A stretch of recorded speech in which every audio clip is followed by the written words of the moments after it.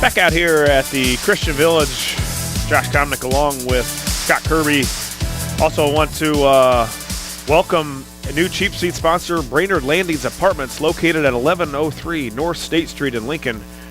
Right now, when you mentioned you heard about Brainerd Landings Apartments on WLCN 96.3 FM, your application fee will be waived. And when you move into a 1 or 2 bedroom apartment, you won't pay rent until April 1st. For a private tour, phone property manager Janet at Brainerd Landings Apartments at 217-735-3838. And we're back out here talking Railer basketball, probably for the last Saturday. Of course, the Railers were defeated in overtime on Thursday night by Chatham-Glenwood. Chatham-Glenwood wins last night by 22 over Centennial. And Curb, we've got a caller. Caller, go ahead. You're in the cheap seats. Go ahead. Yes, I'd like to congratulate Lincoln on a great season, 28-5. I mean, I think Coach hit it on the nose. I mean, coming into the season, I don't think anybody would have guessed that this team would have been 28-5. I thought they'd be pretty decent and they play hard, but no way you would think you would go 28-5 with this team, and especially to end the season like we did over in Mount Zion. I feel bad for all the kids, but especially for Will Pybelsic. I mean, Will is pretty much the heart and soul of that team, and probably one of the toughest kids, especially with his size. Doesn't back down from anything, and to get that rebound and to get fouled, because you're not going to be able to just barely touch Will and him fall down. Yeah. Him grabbing that board and look like a little shove from the Chatham guy to fall down and not make that call is pretty much ridiculous. But you can talk about that call all the time, but you look up and down the whole game. We should have done that, should have done this, turnovers. But to look back at the games, all the games, and you say, Lincoln always plays hard. This team was probably the funnest team I think I've watched in probably years. Yeah. They play together. There wasn't just one guy that was scoring. I mean, there's probably, I guarantee, about 5 or 6 guys that led us in a scoring category this year. Yeah, a very, very unselfish team. Sometimes I thought they were a little too unselfish. We're driving to the lane, and they're kicking it out where I thought, pull up, take that easy little jumper. But, yeah, I think a very unselfish team, and they were fun to watch. I think, Darren, if you have one thing to think about for this team for next year, of course, with all the experience coming back, the sophomores 24-1 this year, I think if there's one thing that the Railers really have to get good at, and that's attacking the basket and finding some sort of a post presence. This team has got to find a way to score easy baskets. Of course, we have good shooters. I thought Max Cook was the best player on the court the other night through 3 quarters. He, Gavin, we have got to find a way to get to the basket one-on-one. When you're playing a guy one-on-one and you have a lane, once we get into the lane, we've got to find ways to score. This kicking out at some point, and I'm not saying every time, but we've got to find a way to get easy baskets off the dribble drive and finishing in traffic, finishing just to finish and get an easy basket. I thought there were a few times where Max passed it up on Thursday night where he really could have got to the basket and scored. I think there's some points in our minds that we want to get to the basket to kick out is okay. With some teams, this team has length. They have athleticism coming back. We have guys that can finish at the rim. Boy, if you do that a couple times in the fourth quarter when Chatham really started to extend their pressure, and you go by them and get layups, that's a defensive killer. And I thought Thursday night we didn't do that. Well, I'm with you, Josh. Glenwood had their big guy guarding Max. They had Helm out there. I thought Max could take him to the basket anytime he wanted to, and Helm was in foul trouble. Right. You get that big boy out of the game, and you can maybe start controlling the boards a little bit more, because he was a moose, and you're not going to move him around. Well, mentally you think too. Chatham is on defense. They get a stop. Boom, a little life comes into them mentally. Now you go down and get a layup after you've held the ball, say 30 seconds, say 40 seconds, and now you put a layup on them. you're thinking, man, we just played defense for 30 or 40 seconds, and they still scored. Now we've got to come down and we've got to score, or it could be over. And that's when you put teams away, is finding easy ways to get baskets, not by the three. In situations like that, it's easy scores. And Glenwood looked a little gassed to me. Did you guys think that? No question and then about that. With us kind of going into our little stall like that, maybe you got them a little rest. Right. And I thought maybe if we just kept putting it on. Yeah, them, but, they were no question they were gassed, Darren. Yeah, I think Scott hit it on the nose, because I think I probably yelled 30 or 40 times for Max to take that guy to the basket, because, he had the bigger kid on, and every time he would reach out and grab you. I mean, that kid probably had 15 fouls, just didn't call. And I thought Max could have got by him anytime, because Max is actually the best player probably on the court. I mean, every time, if you looked at the Lancer games that we played with Austin, all the Chatham games, well, the 2 times that Peyton Allen's played, I thought Max has been the best player actually on the court. Mm-hmm. I mean, because everything kind of runs, Max is going to handle the ball a lot, dish it, score, rebound. I mean, he does pretty much everything for that team. And with the big kid on him, I thought Max, and same with Podbelczyk. Podbelczyk's so quick, and when he get by his guy, I thought a couple times he had a layup, and then he would kick it out. Yeah. So and going into next year, like you said, Josh, is taking the ball to the basket. Don't you think? I think a part of it is maybe for these kids to possibly get stronger too. Well, Gavin, I think Max. it's stronger. I think there's no question they've gotten stronger throughout the year. Coach Gregg's done a great job. They're lifting weights in the morning. When I was in school, Darren, you were in school, that was never even thought of. You did it in the summer and possibly preseason if you weren't in football or any other sport, and that's a time where these guys have kept up their stamina. But I think more than strength-wise, it's got to be a mental thing. We've got to get away from saying we're a three-point shooting team, because we do have three-point shooters, but also I think we've got the total package. And I believe mentally it becomes, I'm going to go to the basket to score instead of going to the basket to set my teammate up. And I think it becomes mental before it can become physical. If you remember the game that probably would have sealed the Central State 8 championship was the game against Jacksonville. Mm-hmm. At home, when we were up 10, and all we were doing is, and I don't know if it's because they were big and strong inside and we couldn't get by them, but shooting we shot threes just all night long at our place. And then the funniest thing, the next night against Southeast, all we did was take the ball to the basket. Yeah. Well, there's got to be that happy medium, and I think this team has definitely got it. They've got talent like crazy. Absolutely. And they've got guys that can do both. We can be a really, really tough team to guard. If you can add Adam Conradi and even Bowlby, I think Bowlby can really post. He's strong. He jumps well. He's got a good reach. I really think we've got to find some ways to get some post touches, even for Gavin, even for Max. They're bigger guards. We've got to find, and it's got to be a mentality of more of going to the hoop to score instead of just to set my team up, because, boy, it just makes it a whole lot easier to put points on the board and extend your leads like I thought we could have Thursday night. But as you said, Darren, a great season, a season that I thought we would be good. I thought we would be obviously over 500. I thought the 20 wins was no problem. To be 28-5, to beat some of the teams, I wasn't sure we would win on the road. I thought this team this year was really good on the road. Absolutely. Well, even coming out of the Thanksgiving tournament, first game against Cahokia, we lose a close game, and finish that tournament strong, and just see them getting better and building stronger week in, week out. And now you look at the team still playing in the sectional, super sectionals. You got Cahokia playing Glenwood next Tuesday night, sectional championship. Seton Academy won yesterday at state. They're a 2A school. So, Lincoln's playing some tough teams, and, having a record like they have now, that's very, very impressive. Yeah, the one thing is, too, Darren, everybody else becomes pretty impressive next year also. U-High loses one senior, I think, and in Chatham, they're right there with obviously Allen and the Harper kid. So it's going to be a tough one again, Darren. But Darren, thanks for calling in, and it was a good year. Obviously, the way it ended with the call and all that kind of thing, we could talk about that for days and hours and years probably, but it didn't go our way, and it's unfortunate. I just hate to see that, especially to a guy when Will was the one that brought down the rebound. Exactly right. Thank you.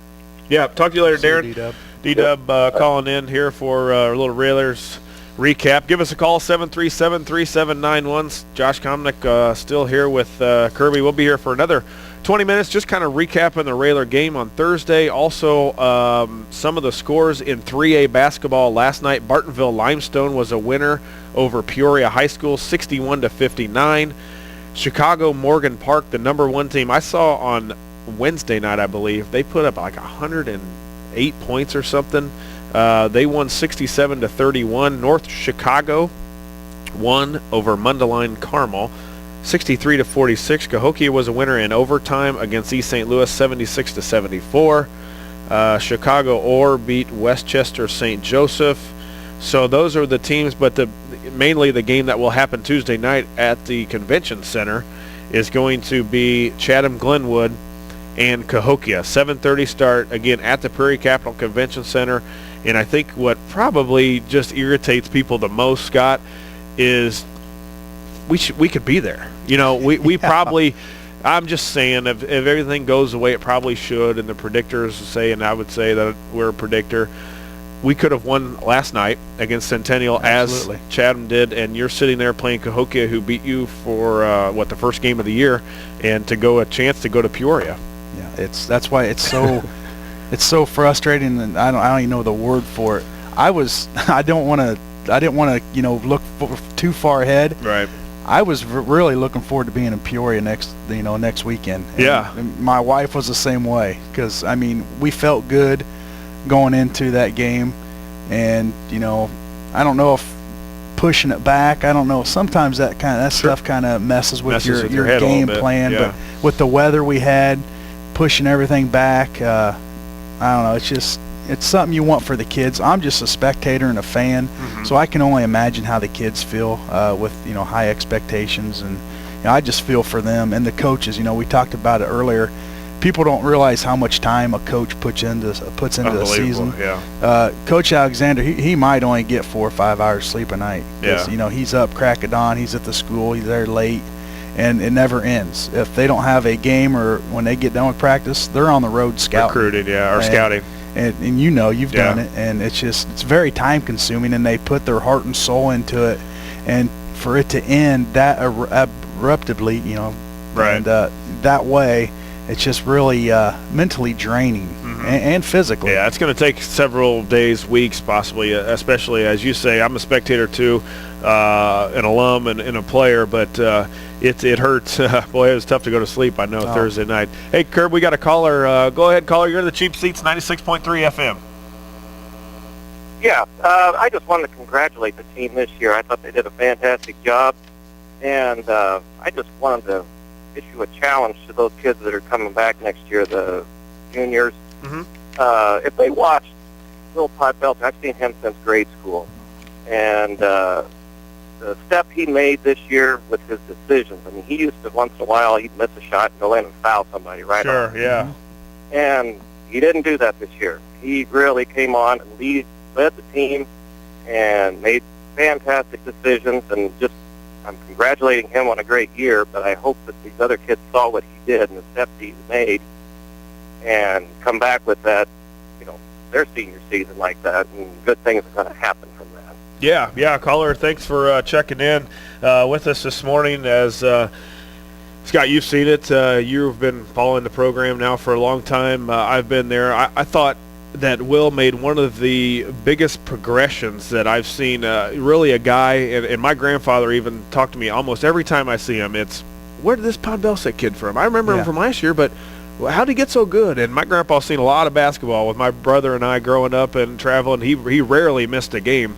And he just thought that Will was just a whole different type of player. And I think maturation, junior to senior, really helped that. Yeah, that's a great call. And you're right.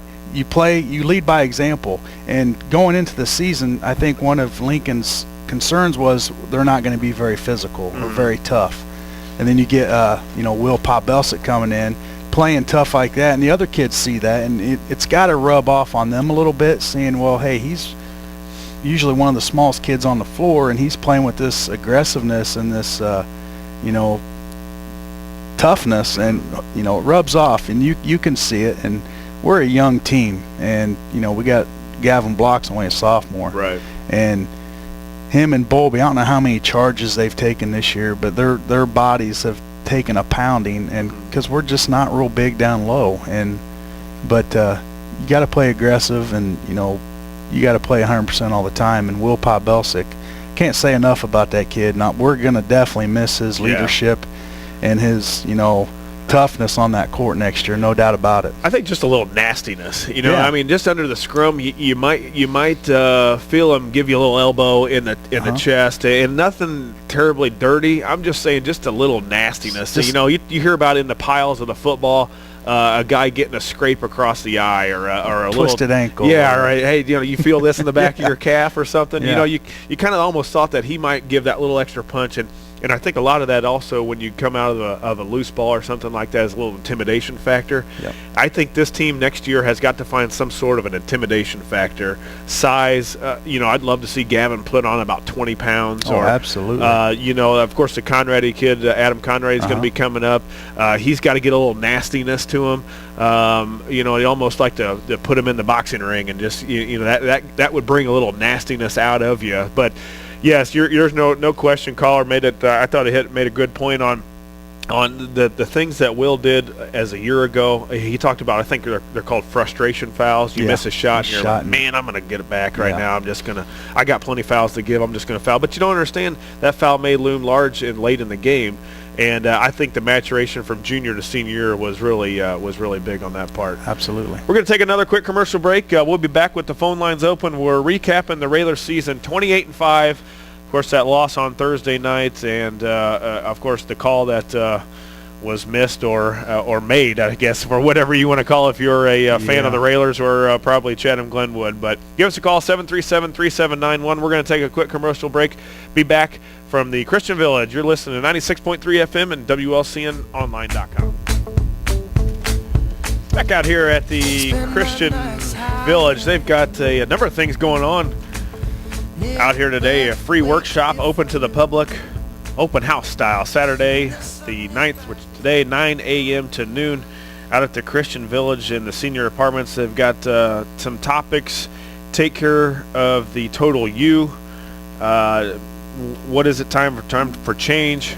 Who can I ask? All the things, understanding Medicare and Medicaid. You can stop on out here. They're going to be going from 9 to noon today. Josh Komnick along with Scott Kirby, as it's been Raylor Saturday, talking about the season, 28-5. Of course, they lost Thursday night in double overtime by 2 to the Titans. You can give us a call, 737-3791. You got 9 more minutes before we're going to step out of here. But Chatham Glenwood was a winner last night, again, 63-41 over Centennial. They move on to Tuesday night at the Prairie Capital Convention Center for the Super Sectional against Cahokia. So I don't know, I'm not thinking about maybe heading down to Springfield to watch a great place to watch a basketball game, the PCC. It's tough to go watch it. I'm not going. I figured you probably weren't. I still have a bitter taste in my mouth. Still a little irritated about it, but I enjoy going to watch games at the PCC. Also, of course, Illini Central going for a state championship today. That game's at 2 o'clock today against Madison. First is Nokomis and Lanark Eastland, which is at 12:15 today. That's for third place. And then the state championship, of course, Mason City second last year. All those guys coming back to avenge, and I didn't see anything out of Madison that looked to be that Illini Central is going to have a whole lot of trouble. Well, I didn't get to see any of the 1A games, but I did catch some of the 2A game last night, Seton Academy and Winnebago. And Seton Academy, I mean, they just 62-37. I didn't know it was that bad. Yeah, and it could have been worse. Harrisburg is number 1 in the state in 2A. But they beat St. Joe, who I think St. Joe was the winner against Riverton. Okay. And Harrisburg beat them pretty easily, 53-43. So looks like Seton Academy and Harrisburg. That's a game tonight. Let's see what time that baby starts. 8:15 if everything goes accordingly. Winnebago and St. Joe at 6:30, and then Seton Academy and Harrisburg. A little bit different style, of course. When I was growing up, you had the two-class system. Do you like this? Yes and no. It's a little more watered down now, and it gives teams a better opportunity to have experienced that, because if you've never been up to Peoria for the state tournament, the atmosphere is great. You know, they've got that big hall or whatever it is with all kinds of things to do for kids. I forgot about the sports zone, or I forget. Yeah, I mean, I know what your experience or something. The experience, March Madness experience. It's pretty cool. A good atmosphere. Last time I was there was when Lincoln was at state. It was, and it was during St. Patrick's Day weekend, and they have a big parade and everything. So it was fun. But with 4 classes now, 4A is just Chicago teams, obviously, and then some of the 3A teams trickle down. But it gives the opportunity for like these 1A schools, them a chance to get up there and experience that. Where years past, it was hard to do, because when we were 1A from Bushnell, just a little school, and it's hard when the enrollment difference. Yeah, enrollment and the competition and the talent level. It's just way out of whack. Now it kind of evens it up a little bit, but I don't know. There's some pros and cons. Yeah, as you said, I think it is watered down. One thing I don't care for is that when you get to Peoria, you're automatically bringing home hardware. I want you to play at the state tournament to get to hardware. I don't want hardware right away. I want you to go there and have to work your tail off. Not that you wouldn't, but I just think when you've got the Elite 8 there, obviously it takes more games. You can't do it with a 4-class system because it's just too many games going on at once. But I do, unless you start on Thursday or something. But I do like the feel of an Elite 8 game at the state tournament site to play into hardware. Didn't they used to have it where you played 2 games on Saturday? Yes. You'd play Saturday morning and play that night for the championship, or third, fourth. Right. I like that format a little better. You go to, I don't even know why they call it a super sectional now, because it's it's basically state Elite 8. It's Elite 8. Right. And you win that, you come out of that, and like you said, you're going to have some hardware. You're going to at least get 4th. But they always got to change things. I don't know why they can't just leave things alone.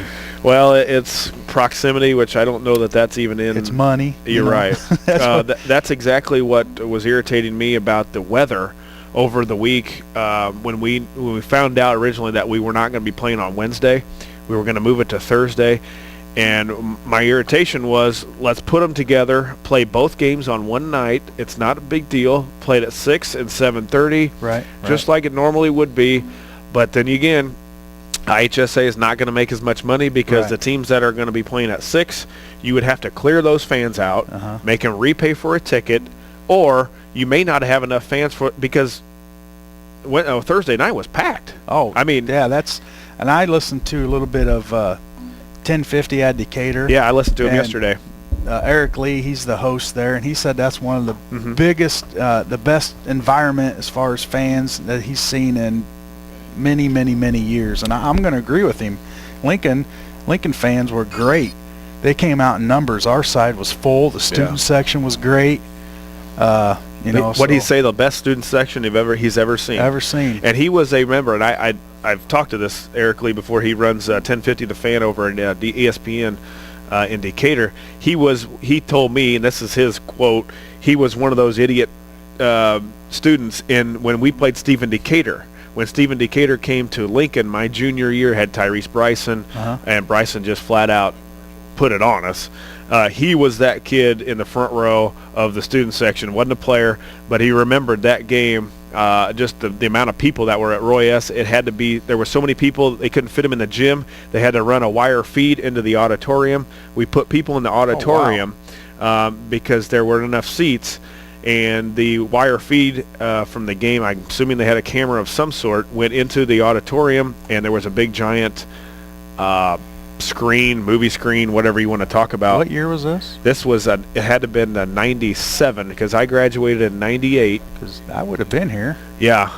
Well, surely you would have, since you know some important people at the high school, you would have had a seat. But well, I can't remember what I did last week. So, 10, 12, 15 years ago, I'm clueless. No, you don't have to bring that part up. But, yes, I do remember that. He was a part of that. And he said, bar that game, the game Thursday night was the best atmosphere that he's seen. Now, granted, he goes to MacArthur when they're playing, and he's complained about this on the radio about the attendance. He said there was nothing, like 100 people there, right? Maybe when you have a good MacArthur team this year, but we're getting a little bit off track. But yes, he said the crowd came out. Of course, the Rayler tradition. The people are going to come out.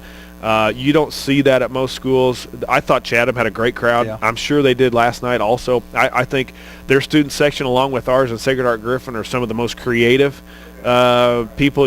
For the Lincoln, you had Cy from Duck Dynasty in the crowd. I mean, it just everything was madness. Guys were dressing up in whatever the heck they were Some wearing. of that I'm not stuff, quite sure. I would never be caught dead now. You got guys in, cheerleading outfits, their bellies hanging out. Well, if you were a senior, you wouldn't have had probably a belly in that gym now. Yeah, but well, you're right. Yeah. But no, we want to give all of our props to the Rayler Nation. The student section was awesome. It just what an atmosphere. So many people take it for granted, and I talk about this all the time on the radio about people take it for granted of what of a unique place this is to watch basketball, to watch it at Roy S. Mm-hmm. You can go to Decatur, like Eric Lee says, and just complain about nobody there. He talked about the student section. Nobody comes out, and everybody wants to say, well, there's nothing else to do in Lincoln. Well, there's a lot of things to do other than go, but people love the basketball. Right. And they support the kids that play their tail off. You don't get that every night from a team. Our guys play their tail offs. Our coaches work their tail offs. It's enjoyable. I love it, and it's frustrating, of course, now that we're done. Yeah. It's just like I don't know. It's not a sigh of relief. It's just kind of, what am I going to do now? Yeah, that's what I asked Vanessa on the way home. I said, what are we going to do now tomorrow? What are we going to do now? We're at Friday night. We haven't. Yeah. We've been on a basketball going for months now on a Friday night. I said, what are we going to do? She said, I don't know. We're going to want to go to the game. She asked if I wanted to go to the game, which I probably would have last night, but we didn't end up going. But we just want to throw out everything to the Rayler Nation, and also to the fans, to the student section, to the players, to the coaches. What a great season we had. Fun to watch. It's easy for us to bring you that kind of basketball because it's almost, at some points, it's almost college level. I mean, you just have that just uniqueness of guys playing together. They know where they're supposed to be. It's not high school by any means. It doesn't seem like the atmosphere. I got people come from out of town, relatives and stuff. The pet band. I mean, it's just, we got the best pet band probably in the state of Illinois. It makes that game so much special, and helps the kids out, gets them pumped up. Sure. And I'll give you my opinion real quick. It was a foul. That's all I'll have to say. We're going to drop it after this. Next Saturday, we won't talk about it. I'll probably see some people over the weekend and over the week that will ask about it. Yeah, there was contact. The foul should have been made. I'm with you. Belsic should have been shooting free throws. He makes one. We probably win. But that's all I'm going to say. I'm washing my hands with it after the cheap seats at the Christian Village. Right now, I'm done with it. I'm with you. It was a foul. I've looked at it from both ways as a basketball fan and a Rayler fan. Mm-hmm. It was definitely a foul, and end of story. Yeah, we're done talking about it, and we're moving on. I'm sure he didn't feel great about it after, and nobody did. But as Coach said, boy, it takes a lot of just nerve and whatever it takes to be one of those guys. It's hard to do. If anybody's ever reffed a basketball game, I have. It's bad. It's hard to do. It really is. But when you're licensed and patch like that, and in that situation, you got to know situations may come up in a game like that. But it is hard to do. Curb, we're going to be at 5th Street Food and Mart next week we are always there almost the week, the Saturday before the selection show. You're thinking coming up Sunday is already the selection show. Wow. So we're going to talk about there. You're going to be there back with us next week again. Cliff will be joining us from 5th Street Food and Mart. He likes to chime in on the who's going to make it, who's going to be in, where are they going to be. We'll talk about all that. We're going to try and work something out where we get a bracket contest for all the listeners. If you want to get in, we'll get some sort of prizes going together. So, well, there's some good basketball going on today. Comcast, Missouri Valley tournament's going on, and then the Big Ten tournament will be kicking off Thursday. Yeah, next Thursday. And that's going to be Duke and North Carolina today, I believe, also. So, boy, one of my top 3 times of the year. I mean, talking about football and all that kind of thing, but March Madness is here. Absolutely. So we're going to take it. We're going to be gone here, actually, from the Christian Village. Scott Kirby came in for the furniture guy. And he's going to be back again with us for the next couple of weeks. So, Scott, thanks for coming in, and get your brackets ready for next week at the Fifth Street. It's going to be hard to do. Yeah, there's a lot of people that could win it. I just hope the Illini get in for my sanity. Absolutely. So that's going to do it from the Christian Village. We'll see you next Saturday.